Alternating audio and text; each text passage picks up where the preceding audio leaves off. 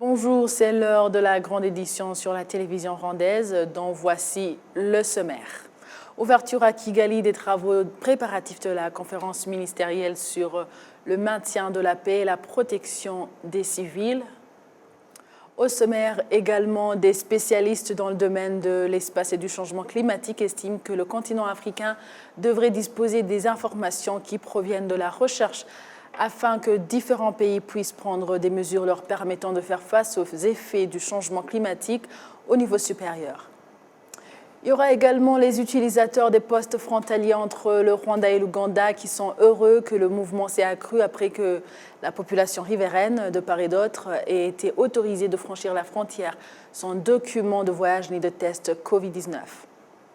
À l'international, nous reviendrons sur le Mali pour parler de la MINUSMA qui a quitté le camp de Thessalie. Prochaine étape, Kidal. Restez avec moi, Amandine Dikouma-Savo. Je reviens dans un instant.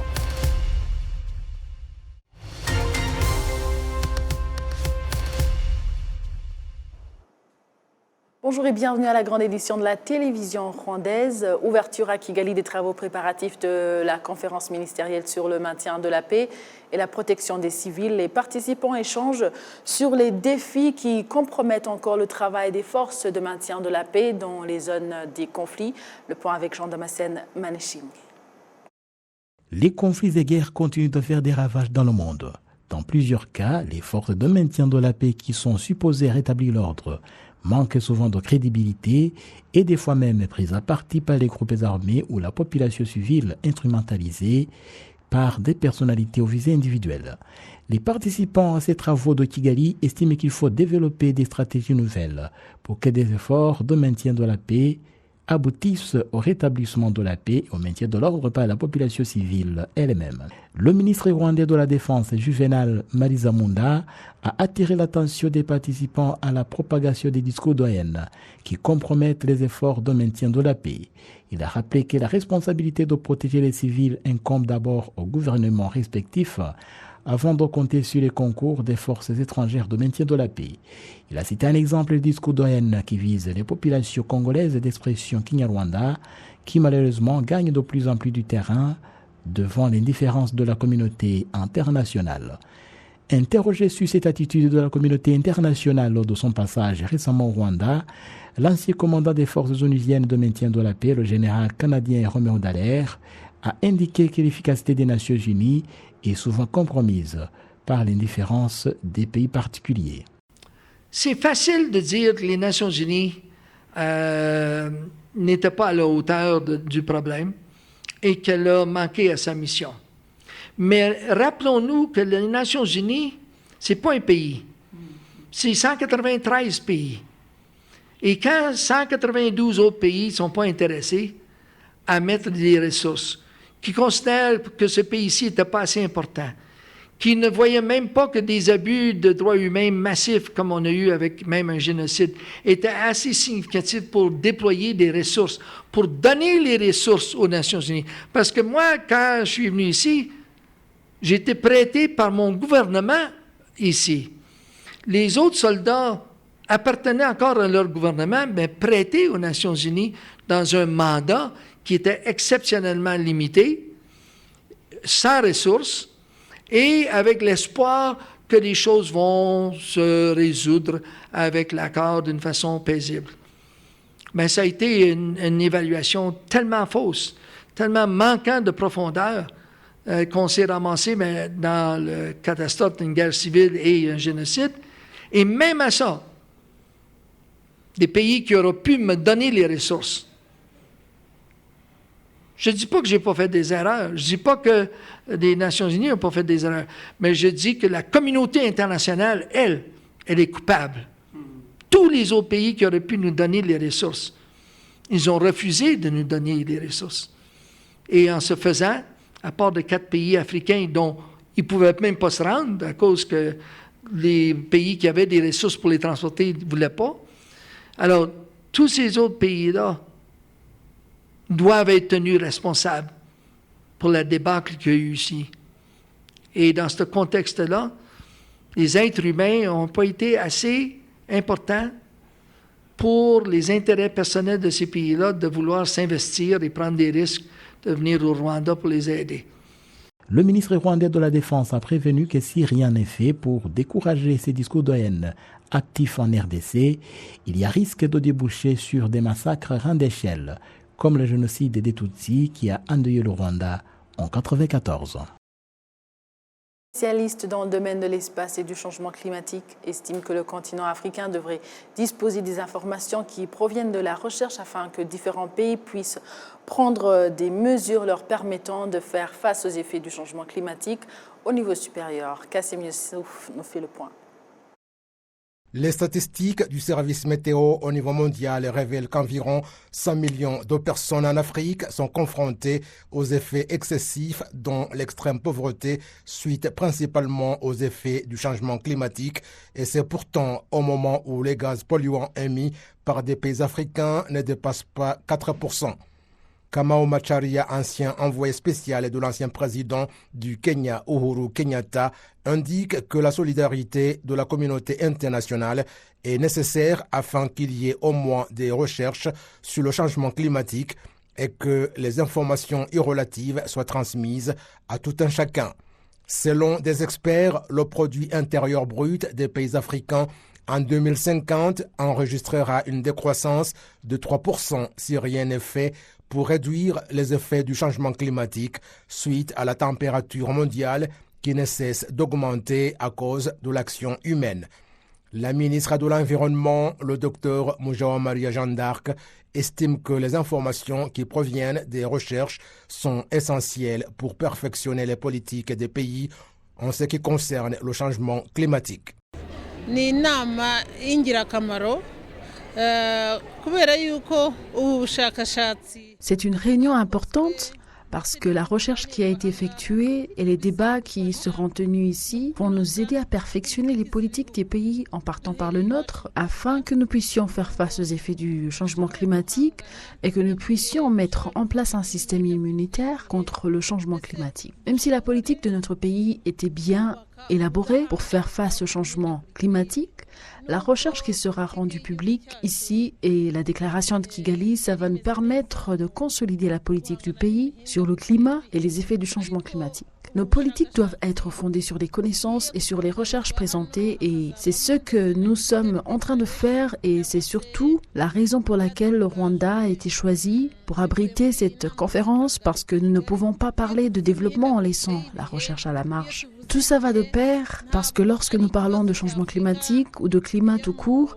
ce n'est pas une partie de l'Afrique, ce n'est pas l'affaire de l'Europe ou de l'Asie, ce n'est non plus pas le problème de l'Amérique, mais plutôt du monde entier. C'est pourquoi, dans ce monde où nous avons des chercheurs, nous devons être solidaires en termes de résultats des recherches pour que ça puisse nous aider à mieux consolider les politiques des pays pour faire face aux effets du changement climatique, pour l'édification d'un monde meilleur, surtout que nous sommes tous d'accord que nous n'avons pas d'autre alternative. C'est ce monde où nous devons cohabiter paisiblement en nous conformant aux résultats des recherches effectuées. Yo gutura aho dufite ni iyi ngiyi tugomba kuyibaho tukayibanaho neza kandi tukayibana dushingiye ku byo ubushakashatsi buba bwatubwiye.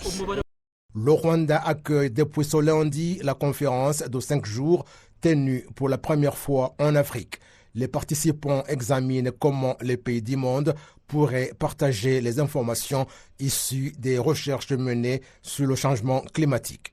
Il est prévu que les résolutions qui seront prises à l'issue de cette conférence seront transmises aux participants à la conférence des pays signataires des accords de Paris relatifs à la lutte contre les effets du changement climatique, COP28, conférence prévue fin novembre et début décembre à Dubaï, aux Émirats arabes unis. Parlons justice pour revenir sur le témoin dans l'affaire Twahirwa et Bassabossé à la cour d'assises de Bruxelles qui a indiqué ce lundi que Séraphin Twahirwa, armé les miliciens Imbonerakure et organisait régulièrement leurs réunions à son domicile. Les détails, c'est avec Jean-Damascène Maneshimbe. L'accusation entendue ce lundi 23 octobre, un témoin de l'accusation qui était âgé de 28 ans qui a commencé le génocide des Tutsis en 1994. Avant le 6 avril 1994, elle habitait à Gikondo dans la ville de Kigali, mais le 7 avril a dû quitter sa maison. Le témoin qui a reconnu Twahirwa à la barre a indiqué à la cour qu'elle était amie à l'épouse de l'accusé, car elles étaient originaires d'une même commune. Il a fait savoir que les réunions des miliciens Interahamwe se tenaient régulièrement chez Twahirwa, ajoutant même que chez lui, il y avait un drapeau du parti MRND, parti présidentiel à l'époque. Le témoin a précisé que l'accusé donnait des ordres aux miliciens Interahamwe de Gikondo et certains d'entre eux vivaient même chez lui et d'autres restaient dans des maisons de son petit frère. Le témoin a cité les noms de certains miliciens Interahamwe dont il se souvient, lesquels travaillaient étroitement avec Séraphin Twahirwa. Il a également indiqué avoir été témoin direct de la distribution des armes aux miliciens Interahamwe par Séraphin Twahirwa.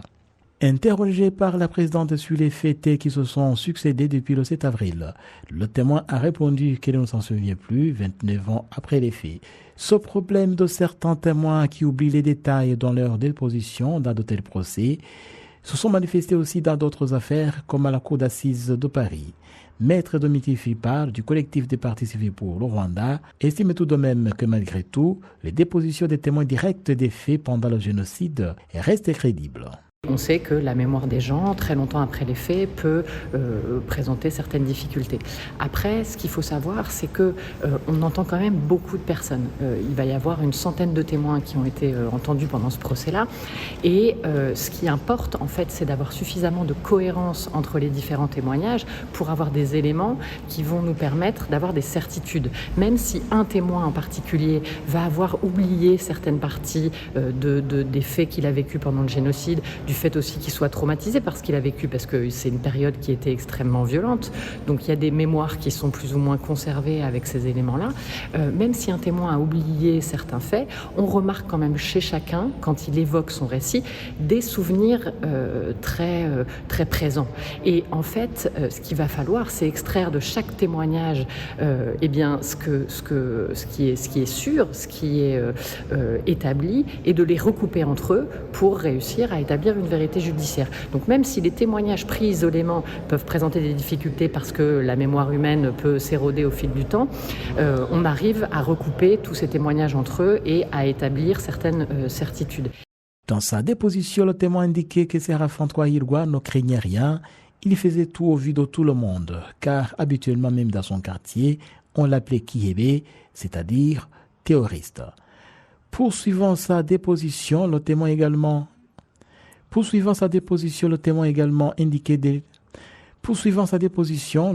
a également indiqué que déjà en 1993, les miliciens Interahamwe fouillaient des maisons des Tutsis, les pillaient et tuaient même d'autres. Les utilisateurs des postes frontaliers entre le Rwanda et l'Ouganda sont heureux que le mouvement s'est accru après que la population riveraine de part et d'autre ait été autorisée de franchir la frontière sans document de voyage ni de test Covid-19. Kassim Youssouf nous en dit plus. Au poste frontalier de Tchanika entre le Rwanda et l'Ouganda en district de Burera et à d'autres entre les deux pays, tant en province du Nord que de l'Est, on remarque que le mouvement des personnes et des biens s'est accru. Les documents administratifs qu'on exigeait dans les tests de dépistage de Covid-19 et de la fièvre Ebola ne sont plus d'actualité. Les habitants de part et d'autre de la frontière se disent satisfaits parce que maintenant, les échanges entre eux sont facilités.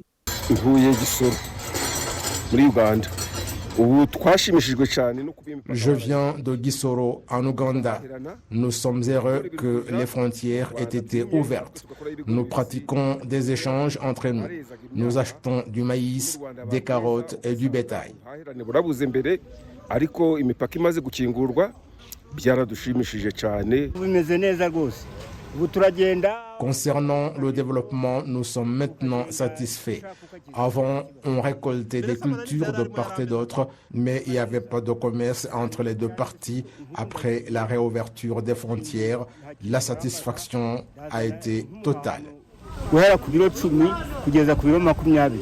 Mis à part les postes frontaliers de la province du Nord, le Rwanda en dispose d'autres du côté de la province de l'Est, le reliant avec l'Ouganda. Les gouverneurs des deux provinces du Nord et de l'Est exhortent les habitants à utiliser les postes frontaliers approuvés par les deux pays et à mieux exploiter les infrastructures qui y ont été construites. La frontière est réouverte, comme vous le dites. Il y a des postes frontaliers principaux, mais également des ports où les habitants peuvent passer. Jusqu'à présent, les échanges sont au beau fixe, mais après le Covid-19, il y a des choses qui n'ont pas fonctionné comme avant, mais nous allons examiner pourquoi les habitants ne se servaient pas de certains ports et préfèrent emprunter des voies illicites pour aller faire des courses ou chercher du travail de part et d'autre. L'une des résolutions qui ont été prises, c'est notamment collaborer avec les instances de l'autre partie, c'est-à-dire l'Ouganda, pour voir comment améliorer les échanges. Notre responsabilité est de ne pas accepter en aucun cas que les habitants se servent des passages frontaliers illicites. Qu'ils utilisent par contre les frontières approuvées parce qu'elles sont réouvertes et les échanges sont là, les instances de base de part et d'autre interagissent. Nous devons examiner ce qui manque. Nous avons donc pris ici des mesures fermes. Le Rwanda dispose de 15 secteurs en province du Nord et de l'Est frontaliers avec l'Ouganda. On y trouve des infrastructures comprenant notamment des hôpitaux, des marchés, de l'eau et l'électricité qui ont aidé les habitants à avoir à leur proximité accès aux services de base et à franchir la frontière dans le cadre des échanges et du commerce transfrontalier. L'ambassade du Rwanda en Chine se félicite de l'excellence des relations entre les deux pays concrétisées entre autres par l'initiative La Ceinture et la Route ainsi que l'augmentation des produits rwandais sur le marché chinois. Suivez. C'est une occasion pour nous de mettre en valeur les produits locaux du Rwanda, y compris nos traditions culturelles. Le café de la marque Goria s'est déjà vendu en Chine. Comment allez-vous, monsieur l'ambassadeur? Bon après-midi. Bonjour, merci de m'avoir invité. Je suis James Kimonyo et je suis l'ambassadeur de la République du Rwanda en Chine. L'ambassadeur James Kimonyo est affectueusement surnommé le meilleur porte-parole des produits rwandais, car il s'est rendu à plusieurs reprises dans les salles de diffusion en direct chinoises pour promouvoir les produits spéciaux rwandais. Je veux que le public comprenne que notre ambassade est un pont. C'est une danse que nous effectuons tous les jours et chaque fois que nous célébrons une grande fête.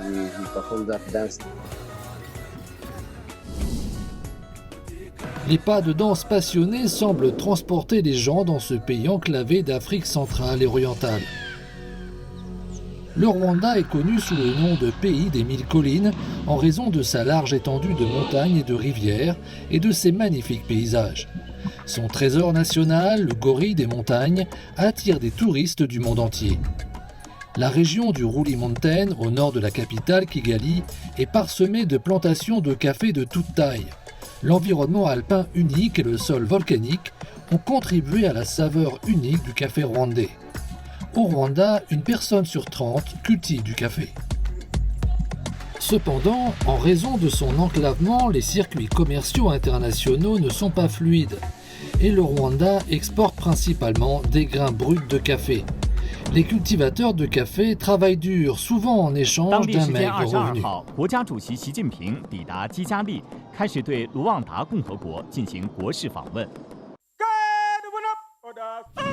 En 2018, lors de la visite du président chinois Xi Jinping au Rwanda, les deux chefs d'État ont assisté ensemble à la signature de plusieurs documents de coopération bilatérale sur la construction de l'initiative La Ceinture et la Route, qui ont également apporté de bonnes nouvelles aux producteurs de café du Rwanda.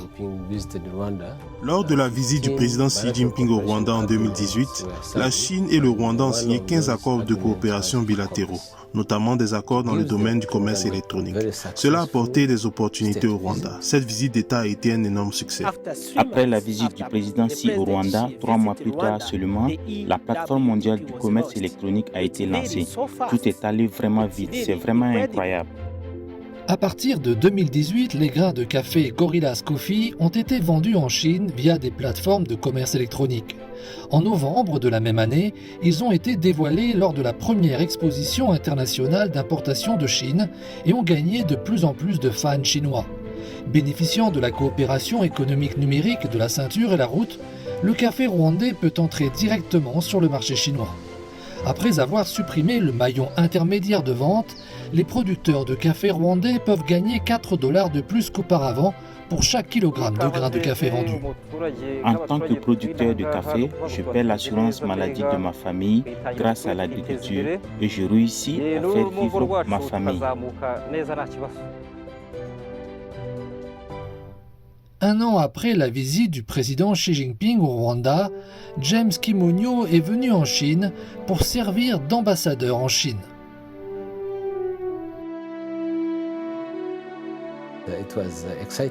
Je suis très heureux de communiquer avec un chef d'État très important. Après mon arrivée en Chine, j'ai vu l'extraordinaire transformation de ce grand pays. Et j'ai voulu savoir comment cette transformation s'était produite. Le premier livre que j'ai lu était celui écrit par le président Xi, intitulé « Échapper à la pauvreté ». Bienvenue au Rwanda pour investir. Kimonyo espère tirer parti de l'expérience de la Chine en matière de réduction de la pauvreté et de développement, et s'est également engagé à promouvoir la coopération et les échanges entre la Chine et le Rwanda. Pendant l'épidémie, il s'est rendu dans la salle de diffusion en direct pour faire connaître les produits agricoles rwandais qui étaient en écoulement difficile. Et il a pu constater en personne le développement en plein essor de l'économie numérique de la Chine. La première fois, c'était à Hangzhou, et nous avons tous été surpris de voir à quelle vitesse les produits se vendaient. En quelques secondes, tous les produits ont été vendus. L'économie numérique est importante à l'échelle mondiale. Nous devons utiliser la technologie pour atteindre les marchés d'une manière plus simple que les méthodes traditionnelles, afin que les agriculteurs aient davantage de possibilités de vendre leurs produits. Depuis le lancement de la construction conjointe de l'initiative La Ceinture et la Route il y a 10 ans, la Chine a activement aidé les pays africains, dont le Rwanda, à adopter l'économie numérique et à donner un nouvel élan à la reprise et au développement économique. En novembre 2021, lors de la 8e conférence ministérielle du Forum sur la coopération sino-africaine, le président Xi Jinping a annoncé la bonne nouvelle que le programme d'innovation numérique serait l'un des 9 programmes du Forum.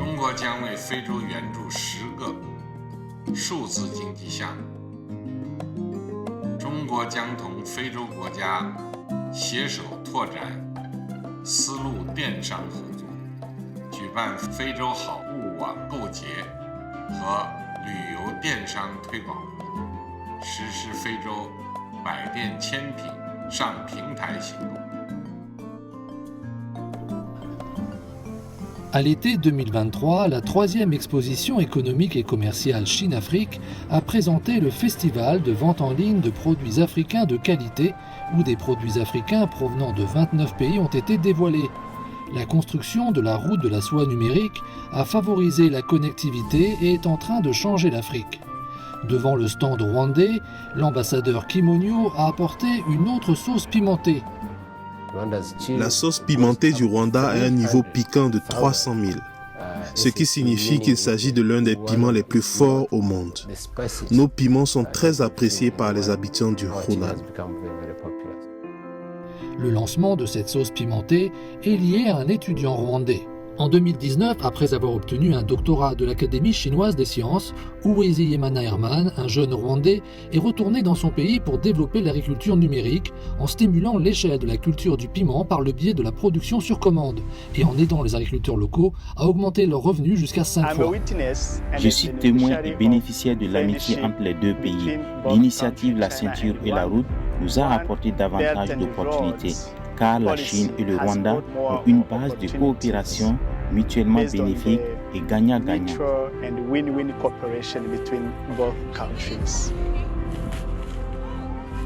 L'initiative La Ceinture et la Route est une opportunité extraordinaire pour tous les pays. Je dois dire que nous bénéficions de l'initiative La Ceinture et la Route depuis 10 ans. Parce que nous avons besoin d'infrastructures, Nous avons besoin de plus de connectivité. Et la Chine est un partenaire très important dans ces domaines. Au Rwanda, 60% des routes sont construites par les entreprises chinoises. Avec l'aide de l'initiative La Ceinture et la Route, ce pays africain enclavé, étroit et densément peuplé, est devenu l'une des économies à la croissance la plus rapide d'Afrique, avec une croissance du PIB de 8,2% en 2022. La Chine est disposée à comprendre nos idées et à nous soutenir sur la base de sa compréhension de nos objectifs. Cela témoigne d'une compréhension et d'un respect mutuel dans le cadre de notre coopération.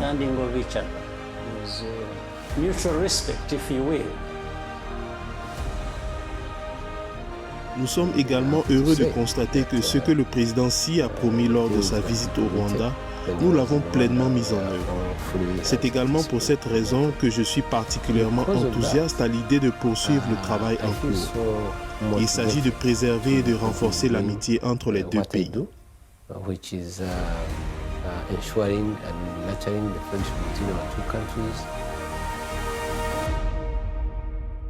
Pour le mois consacré à l'unité nationale et la résilience, le ministère en charge de l'unité nationale et de l'engagement civique organise une série de rencontres avec différentes institutions étatiques, mais aussi de la société civile, en vue de voir le pas franchi de cette politique et les défis à surmonter.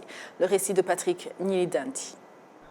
Lors des échanges consacrés au mois de l'unité de la résilience, certains membres de groupes de la société civile se sont félicités des étapes franchies pour la préservation de l'unité des Rwandais à travers des politiques visant à sortir la population de la pauvreté, afin de barrer la route aux personnes mal intentionnées qui profitent de la misère pour détruire la cohésion sociale, mais aussi en éradiquant la corruption dans toutes les structures et institutions de la République. Madame Laurence, représentante de Unity Club Inwararumuri, a interpellé les participants à ces échanges, a invité des experts à mener des recherches pour déterminer tous les paramètres qui minent l'établissement de la politique de l'unité des Rwandais, aussi bien dans les secteurs publics que privés, afin que des mesures efficaces soient prises pour qu'ils puissent prendre des mesures et des décisions qui vont contribuer au renforcement de ce programme. La directrice exécutive chargée de l'unité et de la résilience au sein du ministère de l'unité nationale et de l'engagement civique, Ouachu Julienne, a demandé aux participants de jouer leur rôle en accompagnant les Rwandais à faire de bons choix vers l'unité nationale. À son tour, le secrétaire général de l'Association des survivants du génocide, Ibuka, Aïchakie Nefta, a estimé que certains dirigeants qui ne fournissent pas un bon service aux personnes nécessiteuses sont également responsables de querelles et de divisions au sein de la société rwandaise. Il a appelé l'État et la société civile à travailler main dans la main dans la reconstruction du pays, mais particulièrement en s'intéressant aux Rwandais vivant dans la diaspora, car ces derniers sont plus exposés à l'idéologie génocidaire.